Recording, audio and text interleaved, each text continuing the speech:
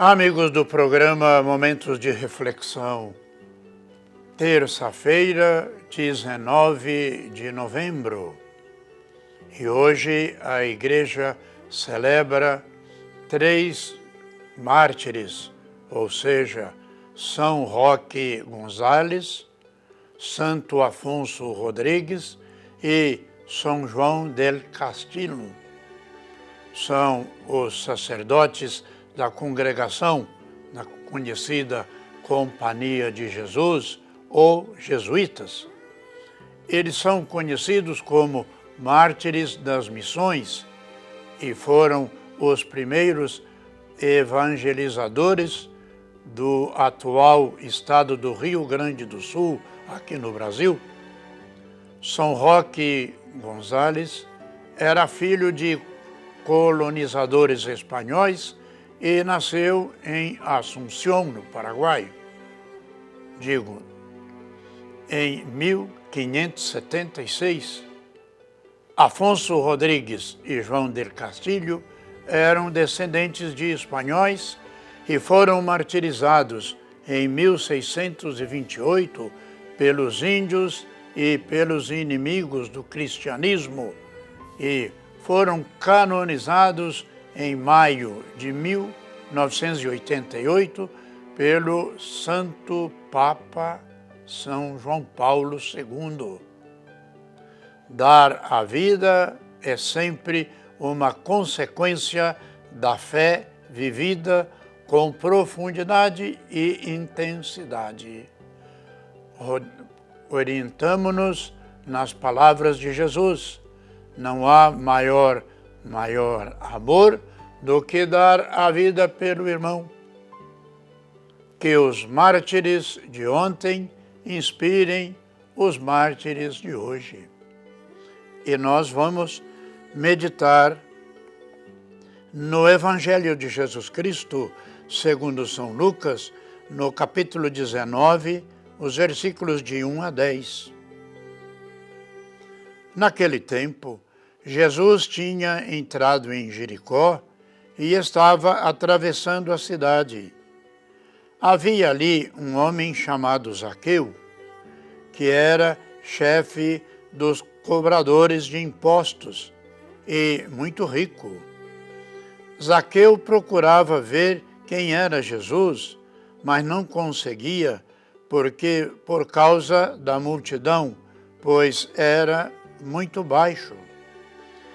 Então ele correu à frente e subiu numa figueira para ver Jesus, que devia passar por ali. Quando Jesus chegou ao lugar, logo olhou para cima e disse: Zaqueu, desce depressa, hoje devo ficar na tua casa. Ele desceu depressa e recebeu Jesus com alegria. Ao ver isso, todos começaram a murmurar, dizendo: ele foi hospedar-se na casa de um pecador. Zaqueu ficou de pé e disse ao Senhor: Senhor, eu dou a metade dos meus bens aos pobres, e se defraudei alguém, vou devolver 4 vezes mais. Jesus lhe disse: hoje a salvação entrou nesta casa, porque também este homem é um filho de Abraão.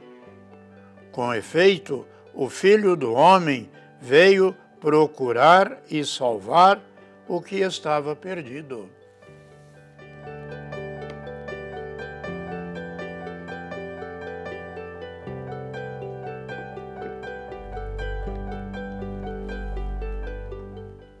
Pois bem, irmãos e irmãs, Zaqueu ainda não tinha visto Jesus, mas a graça da salvação já estava agindo em seu coração.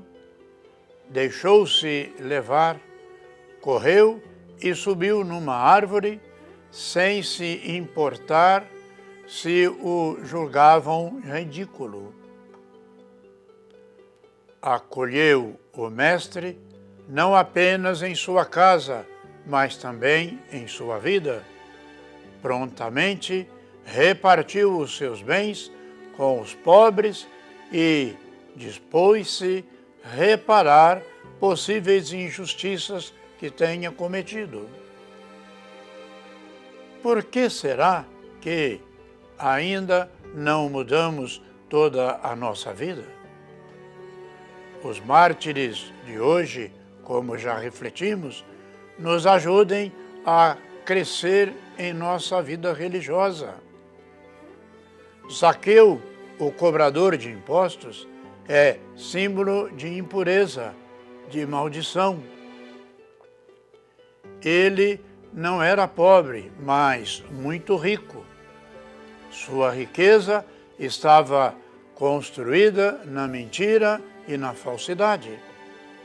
Ser cobrador de impostos significava para os judeus alguém que vivia fiel à causa do Império Romano e o contrário da lógica nacional judaica.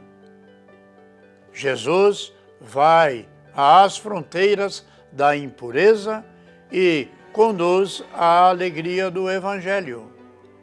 Um homem excluído da lógica judaica passa para a ação de Deus por meio de Jesus Cristo e sai ao encontro de quem o mundo e a religião deixa como objetivo o descartável. Jesus aproxima sua proposta de humanização aos que nada significam para aquela sociedade. Nossa vida está representada em Zaqueu, porque Deus tem para nós uma proposta de vida, de humanidade. Hoje, como ontem, Deus visita a nossa casa. Assim como aconteceu com Zaqueu, hoje, quando nos centramos na palavra de Deus, é Deus mesmo que nos visita, quer que lhe abramos a porta e lhe deixamos entrar para estabelecer conosco uma relação de amor.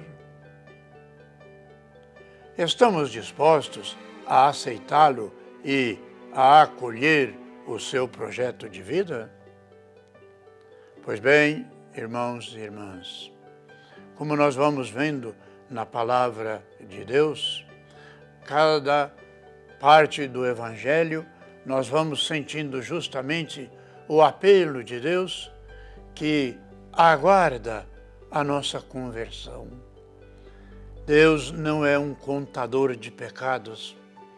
Ele envia seu Filho Jesus justamente para resgatar a humanidade. O que nós precisamos, de fato, é renovar a nossa fé, nossa confiança e procurar, pelo meio do Evangelho e também pelo meio dos que a Igreja nos oferece, principalmente no sacramento da reconciliação, nós voltarmos para Deus.